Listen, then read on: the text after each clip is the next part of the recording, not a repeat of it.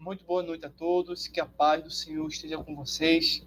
É um prazer novamente estar aqui com todos aqui no canal, podendo aprender mais alguns conteúdos da palavra de Deus, da ciência bíblica. Então é um privilégio sempre ter esse contato com vocês. Então, esse vídeo faz parte do curso de Escatologia Bíblica, um curso voltado aos temas bíblicos tão necessários quanto qualquer outro assunto da própria teologia. Então, nesse vídeo, nós iremos aprender um pouco mais a respeito do juízo final. A princípio, gostaria de pegar o texto do Apocalipse, capítulo 20, versículos 11 e o versículo 12, para que a gente possamos problematizar e responder de forma bíblica algumas perguntas que a gente escuta o mundo proferir ou apenas ignorar. Muitas das vezes você que faz pregações, faz evangelismo, né, faz o próprio discipulado, ou mesmo faz parte de alguma faculdade evangélica, protestante, calvinista ou arminiana, de forma séria, comprometida com a palavra de Deus, alguns alunos entram e duvidam de que vai existir o juízo final. Hoje em dia, a maioria das pregações não aborda esse tema. Tenho acompanhado muitas denominações atualmente, examinado, né? A Bíblia diz que examinar tudo e reter o que é bem, bom. Então, muitas das pregações que eu tenho escutado hoje têm se afastado das Escrituras. Se o juízo final não fosse necessário, essencial para nossas vidas, não teríamos o texto do Apocalipse capítulo 20, versículos 11 e diante. Mas a gente vai ver só o 11 e o 12, que diz assim. E são dois versículos que respondem a pergunta. De fato, existe ou não juízo final? Será que vamos ser julgados? Né? Vamos ver aqui. E vi um grande trono branco, e o que estava assentado sobre ele, de cuja presença fugiu a terra e o céu. E não se achou lugar para eles. Verso 12. E vi os mortos grandes, veja só, os mortos grandes e pequenos, que estavam diante do trono. E abriram-se os livros. E abriu-se outro livro, que é o da vida. E os mortos foram julgados pelas coisas que estavam escritas nos livros segundo as suas obras. Então, resumindo, vai sim existir o juízo final. E, ao mesmo tempo, as pessoas que compõem esse período de julgamento do juízo final serão julgadas de acordo com a palavra de Deus. Ou seja, um indivíduo que teve um comportamento ou uma atitude ou um pensamento X, Deus, Jesus Cristo, vai pegar essa informação e vai conferir se está de acordo com a palavra. Se não estiver de acordo com a palavra de Deus, acabou-se. Não tem o que fazer mais. Certo? Vai ser assim. Deus não vai usar a Constituição do Brasil, o Código Penal do Brasil e nem de nenhuma nação. Muito menos a ciência dos anjos. Mas vai usar a sua própria palavra para julgar as pessoas. Tá?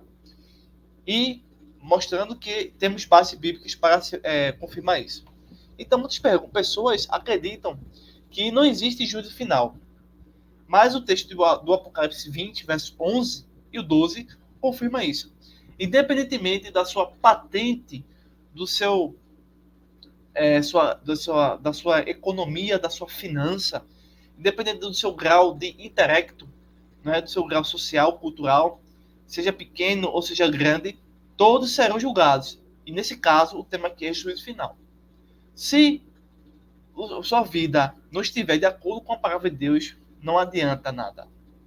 Não adianta fazer nada. Então, precisamos, de fato, sempre de Cristo em nossas vidas. Então, a Bíblia prova que o juízo final é certo. Aí algumas pessoas perguntam assim, quem está sujeito ao juízo final. Quem vai estar sujeito a esse juízo? Todas as pessoas do mundo, do universo humano, né? Toda a humanidade será participante desse juízo final. Porém, os salvos em Cristo, tá? Que foram arrebatados na primeira ressurreição, estes não serão julgados, tá certo? Não serão julgados. Basicamente, o juízo final é para os ímpios, é para os ateus, satanistas, ocultistas, para os cães, os feiticeiros, os bruxos, as pessoas depravadas, né? Os traficantes, adúlteros, ladrões, os mentirosos, os adoradores de anjos caídos, né? E assim por diante. De acordo com Romanos 8, verso 1, nenhuma condenação há para aqueles que estão em Cristo Jesus. Já no Evangelho de João, capítulo 5, verso 24, está escrito: quem ouve a minha palavra e crer naquele que me enviou tem a vida eterna, e não entrará em condenação, mas passou da morte para a vida. Você que conhece o Evangelho, que sabe do Evangelho de verdade, nasceu de novo da água e do Espírito, e que começa a caminhar na graça e no conhecimento, você passou da morte para a vida. Então, esse juízo final não é nem para mim e nem para você. Né? Graças a Deus por isso. Então, a Bíblia informa que Jesus Cristo, ele é o juiz em todos os julgamentos escatológicos. Todos os julgamentos escatológicos que existem, Jesus é o juiz. Por exemplo, no tribunal de Cristo, tá? Logo após o arrebatamento, no julgamento de Israel, no fim da grande tribulação, no julgamento das nações, eles julgaram com imparcialidade que sobreviveram ao Armagedon. No julgamento do diabo e das hostes após o milênio. No trono branco, depois da última revolta de Satanás. Tá? Então, Jesus é o justo juiz. Tá? Já já a gente vai entrar aqui no texto, isso é apenas para refletir e poder pegar o assunto melhor. Então, de que forma esse julgamento, né, de que forma esse juízo vai proceder, né? De que forma se dará o juízo do grande trono branco. Bem, nós temos aqui uma nota de formateio, é o seguinte, assim, será semelhante à audiência de um tribunal terreno, veja só, perante o juiz, em que os atos dos réus serão analisados e, de acordo com o resto das testemunhas, o veredito do júri, a sentença dada. Visto que todos serão julgados pelas obras que praticaram, restarão dois grupos. O dos que lavaram sua investidura do sangue do cordeiro, os quais terão direito à vida eterna. E dos cães e feiticeiros que se prostituem, os homicidas, os idólatras e qualquer que ama e cometa mentira, os quais ficarão de fora da cidade celestial, sendo condenados ao tormento eterno. Ou seja, no mundo que João escreveu, na época que João escreveu o Apocalipse, havia um contexto de julgamento. Então, ele tem como base essa informação terrena, mas nesse juízo é extremamente mais elevado e totalmente mais perfeito. Ou seja, vai ser um juízo, vai ser um julgamento total, tá? E que nesse juízo não vai haver desculpa, não vai haver o STF para defender o criminoso, tá? Não adianta, não vai haver, como é que se diz, segunda chance. Não, é algo definitivo, né? O juízo final é definitivo. Então, que tipo de justiça será exercido nesse julgamento final, no juízo final? Que tipo de justiça? A justiça de Deus, ou seja, a justiça pura, que reconhece o valor do ser humano, conforme se pode depender das escrituras. Da justiça divina é pautada em juízos retos e leis verdadeiras, estatutos e mandamentos bons. Neemias capítulo 9, versículo 13. Então, é a justiça completa, perfeita e total de Deus. Pronto. Vamos agora entrar aqui no texto. Isso foram algumas coisas que eu separei aqui dos meus livros de Apocalipse, o Mistério do Apocalipse, tá? Recomendo. Deixa eu botar mais pro próximo. Aí, tá? E a Teologia Sistemática Pentecostal. Muito boa, esse assunto de escatologia. Bem, no livro que nós estamos estudando, que é o Escatologia Pentecostal, O tema é juízo final. Então, é o mais aguardado de todos os julgamentos condenatórios na história da humanidade. O justo juiz, Jesus Cristo, julgará todos os réus com imparcialidade e equidade, isto é, verdade e justiça. Deixa eu baixar aqui rapidinho. Bem, veja só. Texto bíblico clássico sobre o juízo final. Temos aqui. A palavra de Deus, a Bíblia, o conjunto de 66 livros, diz-nos que esse dia do juízo final, na visão de João, é um grande trono branco. Será o dia do acerto de contas com todos os ímpios de todas as gerações, desde o princípio dos tempos. Deus, o Eterno, reservou esse dia para julgar toda a maldade do homem, inclusive o próprio diabo e seus demônios, tanto os presos como os que estão livres. O justo juiz, Jesus Cristo, fará o julgamento, a sentença e a condenação perfeita para todos eles. Lembrando que não haverá injustiça, nem será necessário advogado nesse julgamento, porque justo é o juiz. Leiam e analisem essa visão temível descrita pelo apóstolo João na ilha de Patmos.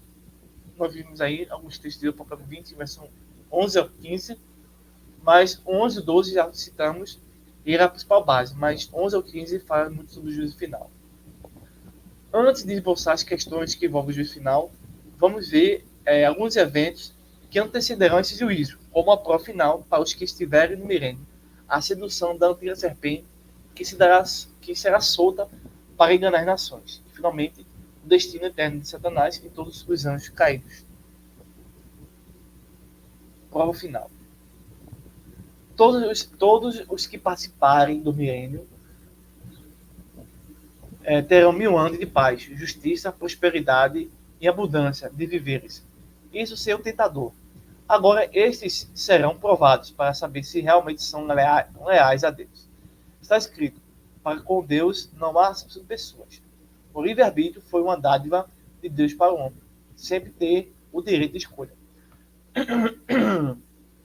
Bem, aqui é a visão dentro da escatologia pentecostal, a ideia de livre-arbítrio, tá? Ela é muito associada a Arminio. Não que Calvino não aborde esse assunto. Porém, é um tema muito mais complexo. Não iremos entrar nesse detalhe aqui do livre-arbítrio, tá certo? Mas em outros vídeos talvez possa abranger mais esse assunto. O sedutor volta a seduzir. Após 1000 anos algemado no poço do abismo, ele volta às suas atividades malignas. E acabando seus 1000 anos, Satanás será solto da sua prisão e sairá a enganar as nações que estão sob os 4 cantos da terra, Gog e Magog, cujo número é como a areia do mar, para as ajudar em batalha. Gog e Magog representam o julgamento de todas as nações do mundo que estão sob o domínio e o comando de Satanás, que os enganou para rebelar-se contra o Senhor Jesus. A maioria das pessoas se rebelam contra Jesus não por estarem vendo. Nesse momento, a gente não consegue ver Jesus porque ele não voltou, não retornou à terra. Mas a grande maioria das pessoas tem ódio da palavra de Deus. Isto significa que essas pessoas já têm um espírito do mal. Então será muito fácil Satanás enganar as pessoas ao verem Jesus Cristo, terem uma atitude de maldade contra Cristo, já que eles têm uma atitude cética a respeito das Escrituras.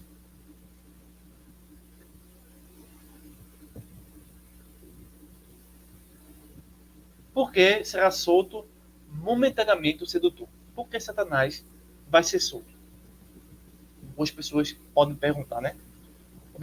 Observe esses 4 itens para sintetizar a soltura de Satanás. Primeiro, provar os que nasceram durante o milênio. Nem Jesus foi isento da tentação. Ou seja, todos serão provados. Provar que o coração do homem é mau. O coração do homem que não se converte ao Senhor permanece no engano e se torna cada vez mais perverso. Terceiro, provar que nossa natureza é pecaminosa, nós herdamos o pecado original. Revelar pela última vez o quanto a concupiscência humana gera pecado e morte.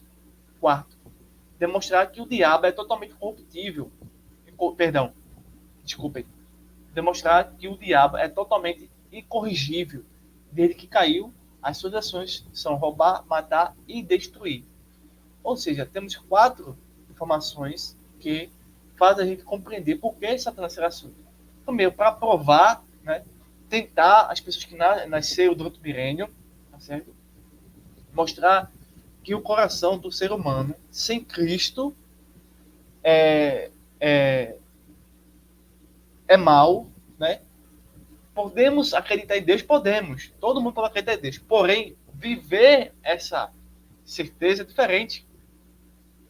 É necessário conversão, transformação, que a natureza humana, o nosso próprio ser, não consegue fazer isso. Se a gente conseguisse mudar o nosso coração, mudar a nossa atitude, mudar o nosso pensamento, transformar a nossa própria natureza física, psíquica, fenotípica, né, genética, não necessitaríamos de Deus nem do Espírito Santo, mas fomos criados para ser transformados, para ser tentados, para ser provados, e assim, dentro desse grupo, o Deus escolher, eleger pessoas. E algumas pessoas serão realmente decaídas para que o Senhor observe tudo isso e faça o julgamento. Então, o homem sem Deus, ele sempre vai permanecer no pecado. Não importa a região, o espaço geográfico, se esteja em Marte, em Saturno, ou no deserto, ou no fundo do mar. Sem Deus, o homem ele é enganoso, ele é perverso, tanto quanto o diabo. Não há diferença nessa situação. Há diferença das pessoas, né? Provar que a nossa natureza era pecaminosa. Hoje em dia, sem essa pregação, sem esse estudo do juízo final, as pessoas acham que elas são boas, que elas são gentis, que tudo que fazem é para o bem, mas estão erradas. Tudo que fazemos nessa ambientação, nesse estado que nós estamos vivendo, é o mal.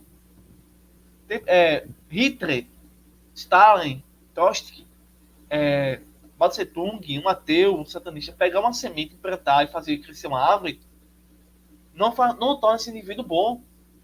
Pega uma pessoa que vender suas terras, ama sua família, ama sua esposa, dá dinheiro ao necessitado e pega uma semente para plantar uma árvore, não torna ele bom.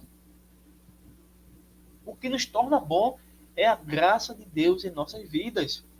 Não podemos mudar isso, mas o inimigo procura tirar essas verdades de nossas vidas.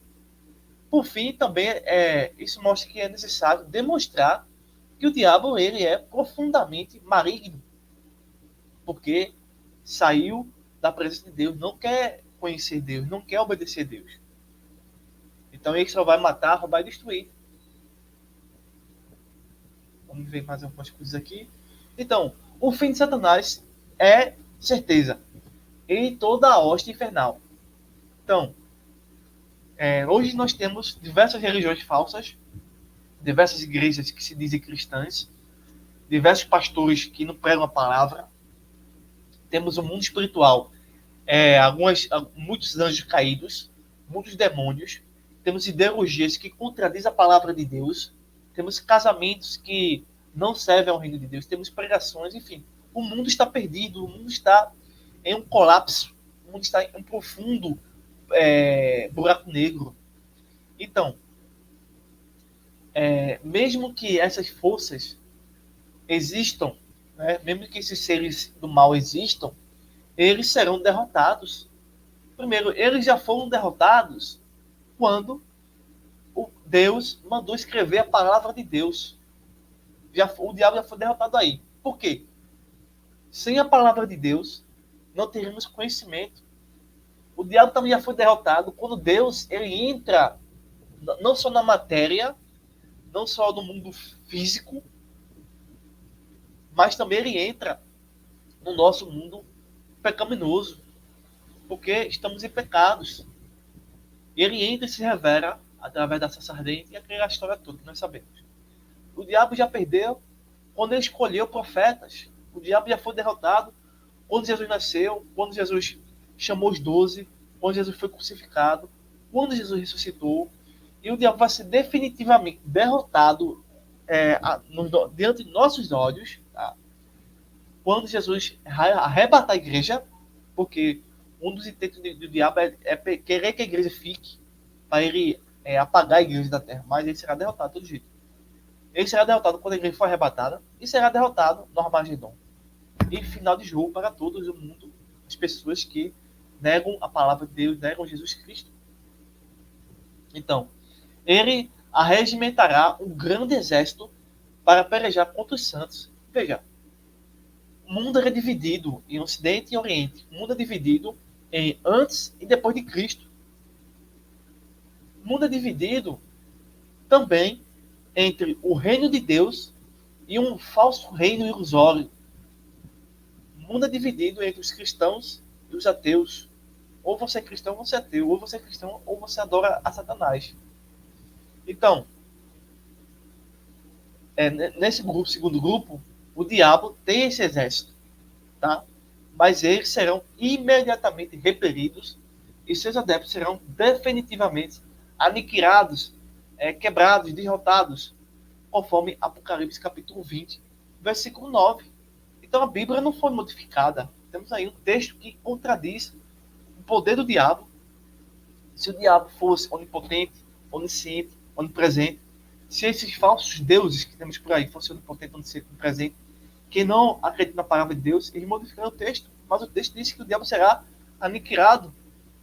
Então Satanás, juntamente com seus anjos caídos, serão julgados e lançados no lago de fogo. O diabo, o sedutor deles, foi lançado para dentro do lago de fogo e enxofre. Confira a referência. Então, isso só vai acontecer quando o Pai, o Filho e o Espírito Santo estenderem suas mãos, né, e atuarem literalmente na terra. Isso é o juízo final. Isso é a glória, o poder do Eterno, que não será derrotado de jeito nenhum. Não tem como se derrotar. Sinopse. O juízo final será o julgamento mais solene e mais terrível, terrível com todas as letras maiúsculas, jamais executado em toda a história. É um juízo que todos devem temer, um juízo que causa pânico, medo, terror nos seres malignos que nós temos presenciado atualmente. Será o acerto de contas final entre Cristo e os pecadores. Nessa ocasião, os ímpios falecidos de todos os séculos ressuscitarão em corpos literais, porém carregados de pecados. Tal julgamento será para a determinação de sentenças, salientando que o pecador já está condenado quando não crê em Jesus, o Salvador. João capítulo 3, verso 13, 18. Então, o juízo final é um dos pontos que a pregação do Evangelho deve ser frisada. Não é dizer que eu estou lhe condenando ao inferno. Não. A Bíblia não está dizendo isso. Que o ímpio pensa dessa forma, que é a forma de Satanás induzir-o a pensar.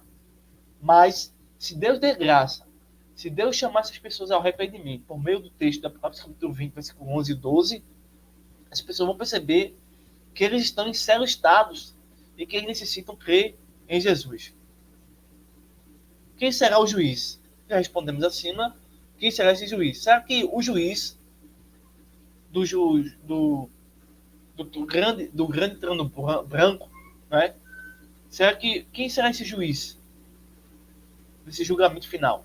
Será Buda, Kardec, eu, você, o nosso pastor, um anjo, a mãe de Jesus, né? Entre aspas, mãe de Jesus, entre aspas? Será um querubim? Não. Vamos ver. E vi um grande trono branco, e o que estava sentado sobre ele, de cuja presença fugiu a terra e o céu, e não se achou lugar para eles. Então veja como é o poder de Deus. Veja só. Cristo será o juiz. Acabou-se. Isso é a maior informação que nós podemos ter hoje, atualmente. Que se nós viemos a padecer fisicamente nessa terra hoje, né, se nós viemos a ser presos por causa do Evangelho, como aconteceu no passado, se nós vamos morrer por causa da palavra de Deus, isso não altera, não modifica, não muda o fato de que Cristo será o juiz. Isso causa terror.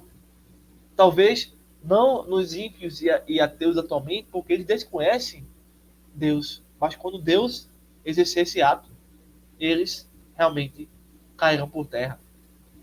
E a ele foram entregues todas as coisas e também todo o juízo nos céus e na terra. Ele é o Senhor dos senhores e Rei dos reis. Ele exerce todo o juízo. Então, meu Pai a ninguém julga, mas deu ao Filho todo o juízo. Ele há de julgar os vivos e os mortos, na sua vinda e no seu reino. 2 Timóteo 4, versículo 11. Paulo pregou aos Areopagitas sobre esse juízo, porquanto tem determinado um dia, veja que dá uma determinação de um dia, com justiça, a julgar o mundo, por meio de um varão que destinou. Então, destinou, temos aí, né, uma coisa interessante. E disso deu certeza a todos, ressuscitando dos mortos. Atos 17, 31. Muitos ficam procurando datas, e enfim, isso é desnecessário. O necessário é isso que nós estamos vendo aqui. Quem serão julgados? Quem serão os jurados? A igreja estará presente no júri, no dia do julgamento. O Senhor Jesus, o juiz, sentará no grande trono branco. Nós tomaremos assento no lugar de jurados. Será permitido dar o veredito de cada réu. 1 Coríntios, capítulo 6, versículo 2 ao 3. Quem serão os réus? Todos os que morreram sem salvação. Estes ressuscitarão para o grande e terrível dia do Senhor, para serem condenados. Todos os que não creem na palavra de Deus serão condenados. A Bíblia, diz a Bíblia, e vi os mortos, grandes e pequenos, que estavam dentro do trono, e deu mar os mortos que nele havia, e a morte e o inferno deram os mortos que neles havia. A primeira ressurreição foi para os salvos, que obtiveram a vida eterna com Cristo, a segunda para a condenação eterna dos ímpios, que desprezam Deus e a sua palavra. O profeta Daniel descreveu essas duas ressurreições. Muitos dos que dormem no pó da terra ressuscitarão, uns para a vida eterna e outros para a vergonha e desprezo eterno. Daniel 12, verso 12. Isso já quebra a teologia do inferno da Igreja Católica. Isso já quebra a teologia dos testemunhos de Jeová, quebra a teologia do Espiritismo. O texto de Daniel 12, 2. Veja só. Que livros serão abertos e por quê? Segue o relato bíblico. E abrirão-se os livros, e abriu-se outro livro, que é o da vida. E os mortos foram julgados pelas coisas que estavam escritas nos livros segundo suas obras. Esses livros devem ser o livro da consciência, Romanos capítulo 2, o livro da lei, Deuteronômio 31, versículo 26, o livro do Evangelho, Romanos 2,16, o livro dos Atos Humanos, 20, verso 12, de Apocalipse, o livro da vida, capítulo 20, versículo 15, de Apocalipse. A presença do livro da vida, nesse momento, é para provar aos céticos julgados que os seus nomes estão omissos nesse livro. Cada um dará conta de si mesmo a Deus. Ninguém poderá inocentar-se diante do trono do Senhor. Todos serão julgados, condenados e jogados para dentro do lago de fogo. Tudo o que é mal será o seu destino final. Terá o seu destino final. O anticristo, o falso profeta, o diabo, seus demônios, os ímpios, a morte, o inferno. Tudo será lançado no lago de fogo. Apocalipse capítulo 20, verso 14. Quero agradecer a todos vocês que fazem parte do nosso canal Refúgio Teológico e da Escola Superior de Teologia Cristã Turip. É um prazer, eu sinto muito gratificante. Finalizamos esse assunto de juízo final. Aguardem as próximas aulas ainda nessa semana para ele concluir esse livro e já começar o próximo, tá bom? Forte abraço, bons estudos e até o próximo vídeo.